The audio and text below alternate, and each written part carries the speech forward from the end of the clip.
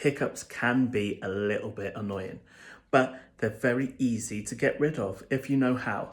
And this is not a video telling you to go drink a glass of water upside down from the other side of the rim. This is about breath work. So what we're going to do is we're going to stimulate the phrenic nerve. And this will help control those involuntary actions of the diaphragm. And all we're going to do is we're just going to remind it we're in control. So we're going to take some breaths in through the nose, and again, and again. And then just relax slowly through the nose or mouth. Then we're going to do it again. All the way to the top. And let go. One more time. All the way to the top. And then just release.